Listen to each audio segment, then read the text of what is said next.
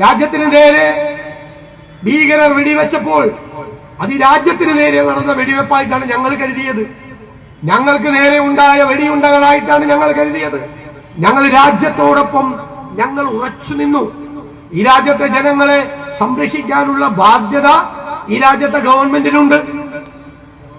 എന്താ പറഞ്ഞത്? ഞങ്ങളൊന്നും ഇതുവരെ രാഷ്ട്രീയം പറഞ്ഞിട്ടില്ല. ഇതിനകത്ത് എന്താ പറഞ്ഞത്? കേന്ദ്ര ഗവൺമെന്റും പട്ടാളവും അറിഞ്ഞില്ല. ബൈസെക്ഷനില് ആളുകളെ ടൂറിസ്റ്റുകളെ കയറ്റാൻ അനുമതി കൊടുത്തത് ഈ പറയുന്ന വിവാദം സംഭവം നടന്ന സ്ഥലത്ത് ടൂറിസ്റ്റുകളെ പ്രവേശിപ്പിക്കാൻ അനുവാദം കൊടുത്തത് പട്ടാളവും അറിഞ്ഞില്ല, കേന്ദ്ര ഗവൺമെന്റും അറിഞ്ഞില്ല. ഈ നാട്ടിലെ ഈ രാജ്യത്തെ മുഴുവൻ ടൂറിസ്റ്റ് ഓപ്പറേറ്റർമാരും അറിഞ്ഞു. ഈ രാജ്യത്തെ മുഴുവൻ ടൂറിസ്റ്റ് ഓപ്പറേറ്റർമാരും അറിഞ്ഞു വൈസരൻ വാലി ഓപ്പൺ ചെയ്തത്.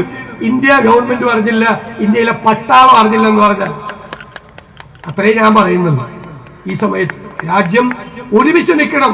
അതിന്റെ കൂടെയാണ് ഞങ്ങളാരും രാജ്യവിരുദ്ധരല്ല. ഈ പാകിസ്ഥാൻ ഈ രാജ്യത്തിന് നേരെ കണ്ണുപിടിച്ച് കാണിച്ചപ്പോൾ ചുട്ട മറുപടി കൊടുത്ത ഇന്ദിരാഗാന്ധിയുടെ പാർട്ടിയാണിത്. ഇന്ദിരാഗാന്ധിയുടെ പാർട്ടി പാകിസ്ഥാന് സഹായമായി ഇന്ത്യയും പാകിസ്ഥാനും തമ്മിൽ യുദ്ധം നടന്നപ്പോ അമേരിക്ക 7ാം നാവികപ്പടയെ അയക്കുമെന്ന് പറഞ്ഞു. അമേരിക്കൻ പ്രസിഡന്റ് നിക്സൺ അല്ലേ പറഞ്ഞു 7ാം നാവികപ്പട എന്ന് പറഞ്ഞാൽ അന്ന് ലോകം ഭയന്ന് പറയ്ക്കും. മിസൈൽ സംവിധാനമുള്ള വലിയ ഫ്ലീറ്റാണ്, കപ്പലുകളുടെ ഫ്ലീറ്റാണ്. വലിയ രാജ്യമല്ല അമേരിക്ക. എല്ലാവരും പേടിച്ചു നിൽക്കുന്ന കാലമാണ്. ശ്രീമതി ഇന്ദിരാഗാന്ധി പറഞ്ഞത് എന്താണെന്നറിയാം? 7ാം നാവികപ്പടയെ അമേരിക്ക ഇന്ത്യ സമുദ്രത്തിലേക്ക് അയച്ചാൽ, ഇന്ത്യയിലേക്ക് അയച്ചാൽ ഇന്ത്യ സമുദ്രത്തിൽ അതിനെ കെട്ടിത്താഴ്ത്തുന്നതാണ്. അങ്ങനെ മറുപടി കൊടുത്ത ഇന്ദിരാഗാന്ധിയുടെ പാർട്ടിയാണ്.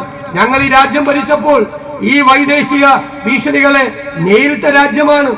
ഈ രാജ്യത്തിന്റെ പരമാധികാരത്തെ ഉയർത്തിപ്പിടിച്ച രാജ്യമാണ്. ഞങ്ങൾ അതുമായി മുന്നോട്ട് പോകും. അതുകൊണ്ട് ഭീഷണിപ്പെടുത്താനൊന്നും ആരും വരണ്ട.